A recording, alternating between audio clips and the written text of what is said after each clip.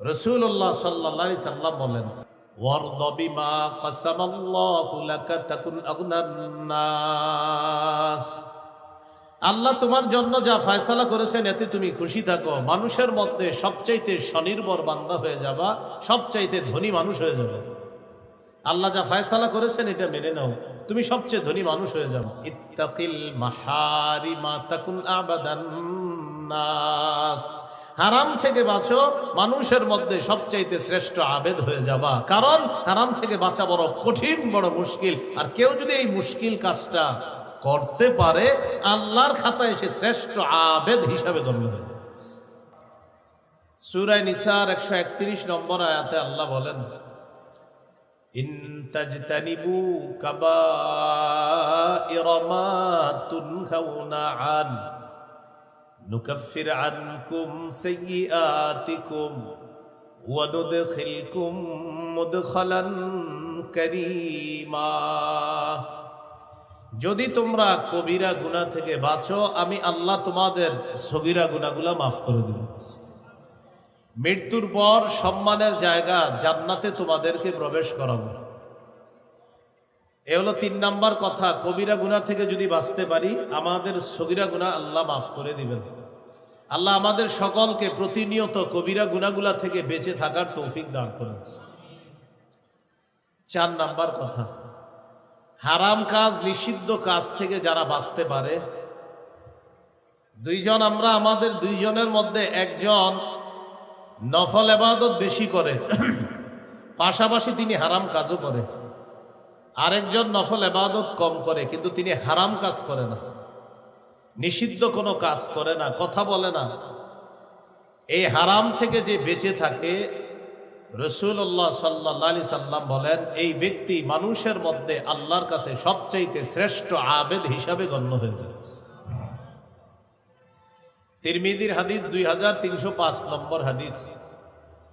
এই হাদিসের বর্ণনাকারী আবু হুরায়রা রাদিয়াল্লাহু তাআলা আনহু তিনি বলেন, রাসূলুল্লাহ সাল্লাল্লাহু আলাইহি ওয়াসাল্লাম বলেছেন, মাইয়াখুযু আন্নী হাউলাইল কালিমাত ফায়া'মালু বিহিন্না আও ইউআল্লিমু মান ইয়া'মালু বিহিন্না। তোমাদের মধ্যে কে আছো যে আমার এই কথাগুলা শুনবা, গ্রহণ করবা, নিজে আমল করবা, অন্যদেরকে শিখিয়ে দিবা যারা আমল করবে। হাদিসটি আমি আবার বলছি, রাসূলুল্লাহ সাল্লাল্লাহু আলাইহি সাল্লাম একদিন বললেন, তোমাদের মধ্যে কে আছে এমন, আমি এখন কিছু কথা বলবো, এই কথাগুলা সে গ্রহণ করবে, নিজে আমল করবে, অন্যকে শিখিয়ে দিবে যারা আমল করবে, এমন কে আছে? فقال أبو هريرة رضي الله تعالى عنه أنا يا رسول الله।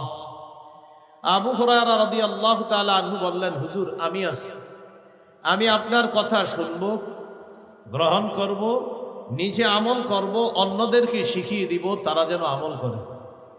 রাসূলুল্লাহ সাল্লাল্লাহু আলাইহি সাল্লামের এই হাদিসটি আপনারা এখন যারা শুনবেন, আপনাদেরও এই ওয়াদা করতে হবে যে এখন আপনারা এটা শুনবেন, গ্রহণ করবেন, আমল করবেন, অন্যকে শিখাবেন যারা আমল করবে, তাহলে এই হাদিস আমি বলতে পারি।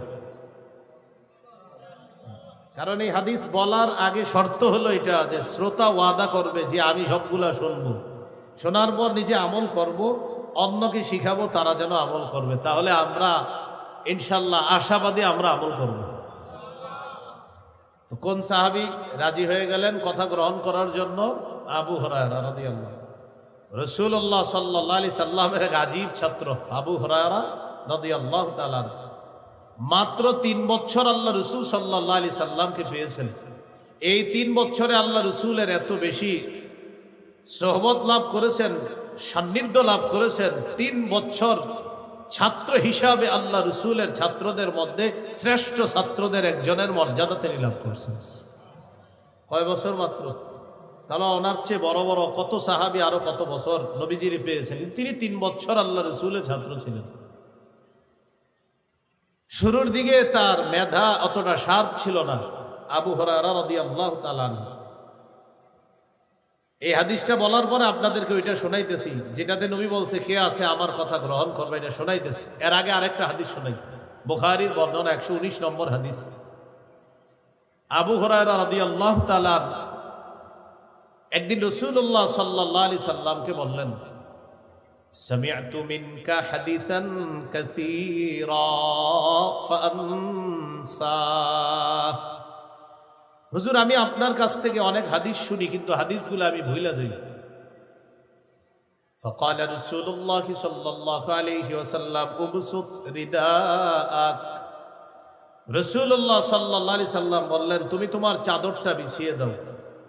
ফাবাসাততুহু, আমি আমার চাদরটা বিছিয়ে দিলাম। চাদর বিছানোর পর রাসূলুল্লাহ সাল্লাল্লাহু আলাইহি সাল্লাম গরফা বিয়াদাই, চাদরের মধ্যে এইভাবে দুই হাত দিয়ে কি যেন ঢাইলা দিলেন। হাত কিন্তু ফাঁকা, এরকম করলেন চাদরে। এবার নবী বললেন, আবু হুরায়রা চাদরটা পেঁচাও। সাহাবী আবু হুরায়রা রাদিয়াল্লাহু তাআলা চাদর পেঁচাইলেন। চাদর পেঁচানোর পর রাসূলুল্লাহ সাল্লাল্লাহু আলাইহি সাল্লাম বললেন, চাদর নিজের সাথে লাগাও। আবু হুরায়রা রাদিয়াল্লাহু তাআলা ওই চাদরটা নিজের সাথে লাগাইলেন। তিনি বলেন, ফাযামামতুহু, আমি চাদরটা আমার সাথে লাগাইলাম। ইলা সাদরি, আমার বুকের সাথে। বুকের সাথে এই শব্দটা সরাসরি হাদিসে নাই। বুখারী যারা পড়েন বা পড়ান, বাইনাস সাতরাইন, দুই দাগের মাঝখানে ছোট্ট করে লেখা আছে, ফাযামামতুহু ইলা সাদরি, আমি চাদরটা আমার বুকের সাথে মিলাইলাম।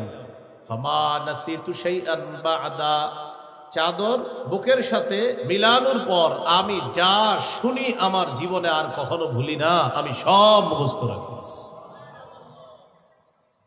তো এই সাহাবী বললেন, হুজুর আমি আছি। ফাআখাযা বিয়াদি ওয়া আদ্দা খামসা। আবু হুরায়রা রাদিয়াল্লাহু তাআলা আনহু বলেন, রাসূলুল্লাহ সাল্লাল্লাহু আলাইহি সাল্লাম আমার হাত ধরলেন, গুনে গুনে 5টা জিনিস আমাকে শিখাইলেন। 1 নাম্বার, ইত্তাকিল মাহারিমা তাকুন আ'বাদান নাস। হারাম থেকে তুমি বাঁচো, হারাম কর্ম থেকে বাঁচো, হারাম কাজ থেকে বাঁচো, হারাম কথা থেকে বাঁচো, হারাম খাদ্য থেকে বাঁচো। হারাম কাজ থেকে বাঁচো, যত ধরনের অশ্লীল কাজ, গুনাহের কাজ, এইগুলা থেকে বাঁচা। হারাম খাদ্য থেকে বাঁচা, সুদ খাওয়া থেকে বাঁচা, ঘুষ খাওয়া থেকে বাঁচা, হারাম কথা থেকে বাঁচা, মিথ্যা কথা থেকে বাঁচা। রাসূলুল্লাহ সাল্লাল্লাহু আলাইহি সাল্লাম বলেন, তুমি হারাম থেকে বাঁচো, মানুষের মধ্যে সবচাইতে শ্রেষ্ঠ আবেদ হয়ে যাবা, আল্লাহর শ্রেষ্ঠ ইবাদত গুজার বান্দা হয়ে যাবে। হারাম থেকে বাঁচা। আমি এখানে যারা আছেন আপনাদেরকে যদি বলি, কারা কারা আগামী 24 ঘন্টায় 100 রাকাত নফল নামাজ পড়ে একটা মোটর সাইকেল উপহার নেবেন? আশা করি সবার হাত উঠবে যে 24 ঘন্টায় 100 রাকাত নফল নামাজ পড়া এটা কোনো ব্যাপার না। মোটর সাইকেল যারা চালাইতে পারে না ওরাও হাত তুলবে, সাইকেলটা পুরস্কার পেয়ে বিক্রি করে দিবে, সমস্যা নেই। সাথে সাথে যদি আমি বলি, আগামী 24 ঘন্টা একটা গুনাও কেউ করবেন না, একটা সগীরা গুনাহ কবিরা গুনাও কেউ করবেন না। আনফরচুনেটলি সবার হাতগুলা উঠবে না, কারণ হাত উঠানোর আগেই যখন টেনশনে আসবে, আমি যে সুদের সাথে জড়িয়ে আছি, আমি হাতটা উঠাই কিভাবে।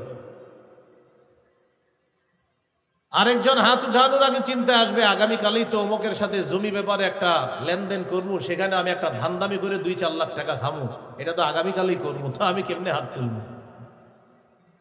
এইভাবে অনেকগুলো হাত উঠবে না কেন? প্রত্যেকের টেনশনে এসে যাবে যে আমি যদিও 5 ওয়াক্ত নামাজ পড়ি, আমি ইবাদত বন্দিহি করি, কিন্তু আমি তো অসংখ্য অগণিত পাপের মধ্যে অলরেডি জড়িয়ে আছি, আমি কিভাবে হাত তুলবো যে 24 ঘন্টা গুনাহ করবো না।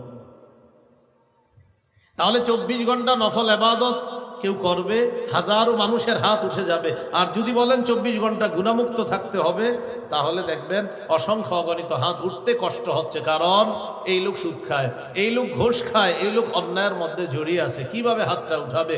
সারাক্ষণ একটা ইলেকট্রনিক যন্ত্রণার মাধ্যমে একটু পর পর জানতে অজান্তে স্বেচ্ছায় অনিচ্ছায় গুনাহের মধ্যে লিপ্ত হয়, হাত উঠাইতে বড় মুশকিল হচ্ছে, কারণ তার শিডিউল আছে যে আগামীকাল এই নাটক সিনেমাগুলো দেখবে, হাতটা উঠাবে কিভাবে বলে। এই জন্য হাত উঠানো বড় মুশকিল যে গুনাহ করব না। রাসূলুল্লাহ সাল্লাল্লাহু আলাইহি সাল্লাম বলেন, ইত্তাকিল মাহারিমা তাকুন আবাদান নাস। হারাম থেকে বাঁচো, মানুষের মধ্যে সবচাইতে শ্রেষ্ঠ আবেদ হয়ে যাবা। কারণ হারাম থেকে বাঁচা বড় কঠিন, বড় মুশকিল। আর কেউ যদি এই মুশকিল কাজটা করতে পারে, আল্লাহর খাতায় সে শ্রেষ্ঠ আবেদ হিসাবে জন্ম নেবে। 2 নাম্বার, ওয়ারদ বিমা কাসামাল্লাহু লাকা তাকুন আগনান নাস। আল্লাহ তোমার জন্য যা ফয়সালা করেছেন এতে তুমি খুশি থাকো, মানুষের মধ্যে সবচাইতে স্বনির্ভর বান্দা হয়ে যাবা, সবচাইতে ধনী মানুষ হয়ে যাবে। আল্লাহ যা ফয়সালা করেছেন এটা মেনে নাও, তুমি সবচেয়ে ধনী মানুষ হয়ে যাবে। 3 নাম্বার, ওয়া আহসিন ইলা জারিকা তাকুন মুমিনা।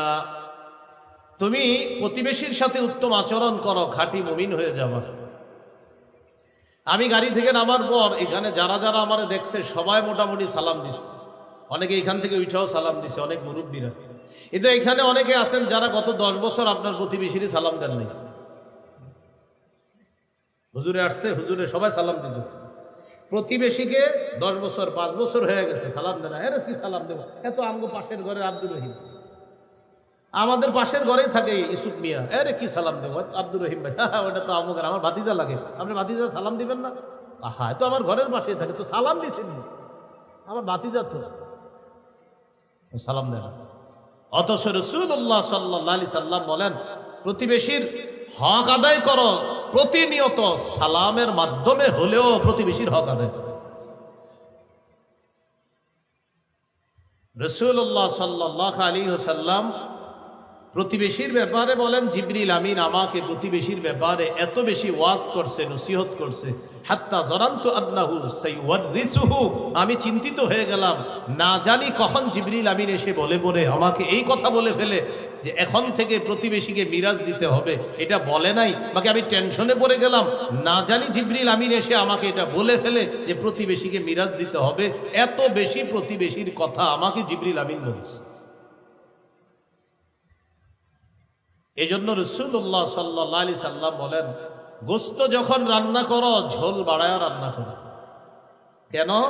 প্রতিবেশীর নাকে তোমার গোস্তের ঘ্রাণ যাবে, আমার একজন উম্মত গোস্তের ঝোলের ঘ্রাণ পাবে আর গোস্ত না খেয়ে কষ্ট পাবে।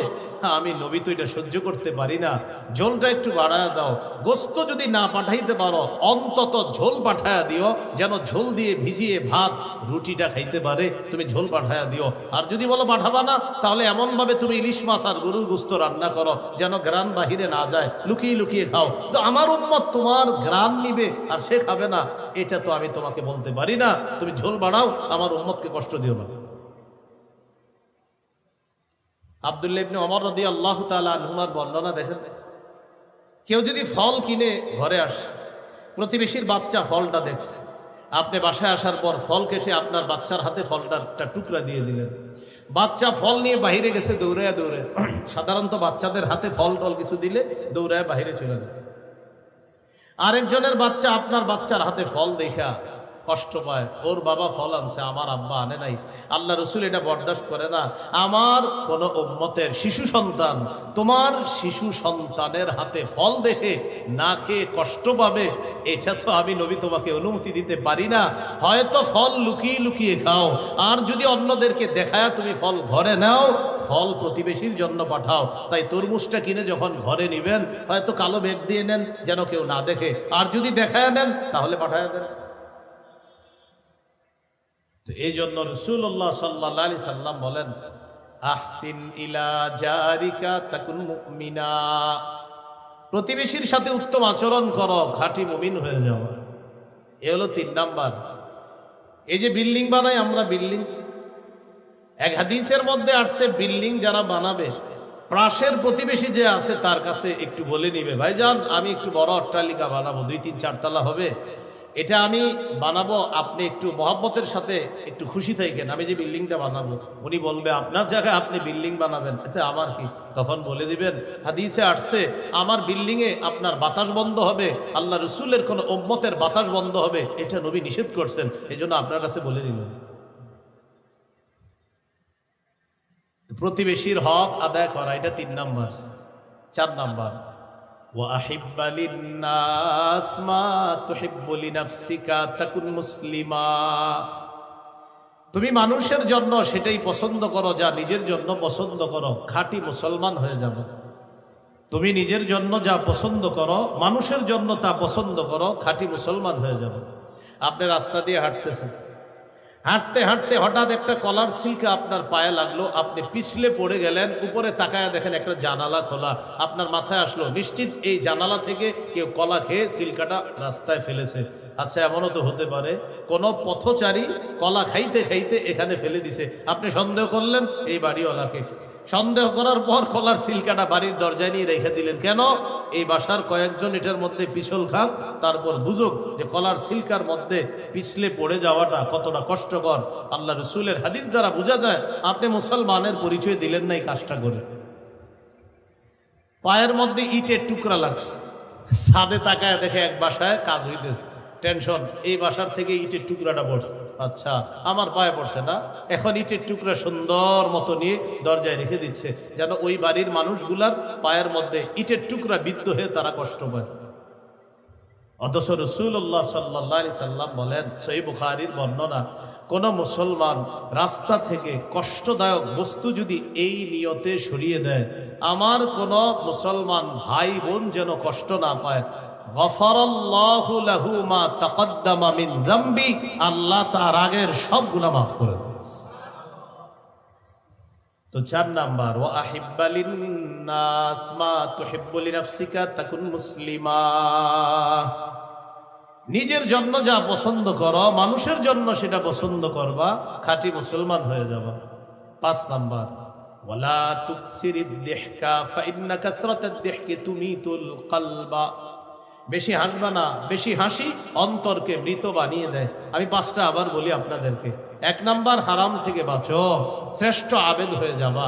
2 নাম্বার, আল্লাহ তোমার জন্য যা ফয়সালা করেছেন, বরাদ্দ করেছেন, খুশি থাকো, শ্রেষ্ঠ ধনী হয়ে যাবা। 3 নাম্বার, প্রতিবেশীর সাথে উত্তম আচরণ করো, খাঁটি মুমিন হয়ে যাবা। 4 নাম্বার, নিজের জন্য যা পছন্দ করো, অপরের জন্য সেটা পছন্দ করবা, খাঁটি মুসলমান হয়ে যাবা। 5 নাম্বার, বেশি হাসবা না, বেশি হাসি অন্তর মৃত বানিয়ে দেয়। আল্লাহ আমাদেরকে এই গুরুত্বপূর্ণ 5টা নসিহত আমরা গ্রহণ করে যেন আমল করতে পারি, আল্লাহ তৌফিক দান করেন। এগুলো আজকের 4 নাম্বার আলোচনা। আমি আবার বলছি, 1 নাম্বার, আল্লাহর হুকুম, নগদ পাপগুলা ছেড়ে দাও। 2 নাম্বার, আল্লাহর নিষেধ, নতুন করে পাপের কাছে যেও না। 3 নাম্বার, কবিরা গুনাহ ছেড়ে দাও, আমি আল্লাহ সগীরা গুনাহ মাফ করব। 4 নাম্বার, রাসূল সাল্লাল্লাহু আলাইহি সাল্লাম বলেন, হারাম থেকে বাঁচো, আল্লাহর শ্রেষ্ঠ আবেদ হয়ে যাবা। আল্লাহ আমাদেরকে সমস্ত প্রকার হারাম থেকে বাঁচার তৌফিক দান করেন। 5 নাম্বার গুরুত্বপূর্ণ কথা, এটা আমার সাথে একটু বলেন। বলেন, কখনো কোনো পাপ হয়ে গেলে সবার কাছে বলে বেড়াবো না, প্রয়োজনে কোনো আল্লাহওয়ালা বুজুর্গের কাছে বলবো, আত্মশুদ্ধির জন্য। সবার কাছে বলবো না। আপনার একটা পাপ হয় কিন্তু এটা আপনি ছাড়তে পারেন না, প্রয়োজনে কোনো আল্লাহওয়ালা বুজুর্গের কাছে বলতে পারেন। যেমন আজকের সভাপতি হুজুর, আল্লাহ তাআলা হযরতের ছায়া আমাদের উপর আরো দীর্ঘায়িত করেন। হুজুরকে যেন আমরা আবার আগের মতো দেখতে পাই। হুজুর মঞ্চে বৈশা 2-4টা কথা বললেই আমরা যারা কম বয়সী আমাদের মধ্যেও জোশ আসে। আল্লাহ তাআলা যেন হযরতের ছায়া আমাদের দেশের জন্য আরো অনেক লম্বা করে দেন। তো হুজুরের মতো এই জাতীয় বুজুর্গ যারা আছেন, ওলামায়ে কেরাম, তাদের কাছে আপনি পার্সোনাল কোনো পাপের বিষয় বলতে পারেন, পার্সোনাল ভাবে, সবাইকে না। হুজুর, আমার তো একটা পাপ হয়ে যায়, আমি ছাড়তে পারতেছি না, কি করবো? এটা শুধুমাত্র কোনো আল্লাহওয়ালা বুজুর্গের কাছে একান্ত ব্যক্তিগতভাবে বলতে পারবেন, সবার কাছে না। যদি সবার কাছে বলে বেড়ান, নবীজি বলেন আমার উম্মতের সকল পাপীকে আল্লাহ মাফ করবে, এটা আমার আশা, তারা তওবা করবে, মাফ করবে। তবে যারা পাপ প্রকাশ করে বলে বেড়ায় তাদেরকে আল্লাহ মাফ করবে না, এটা নবী বললেন। বুখারীর বর্ণনা, ক্বালা রাসূলুল্লাহ সাল্লাল্লাহু আলাইহি ওয়াসাল্লাম, কুল্লু উম্মতি মুআফান ইল্লাল মুজাহিরিন। রাসূলুল্লাহ সাল্লাল্লাহু আলাইহি সাল্লাম বলেন, আমার উম্মতের সকলকে ক্ষমা করে দেওয়া হবে, তাদেরকে ক্ষমা করা হবে না যারা গুনাহ প্রকাশ করে।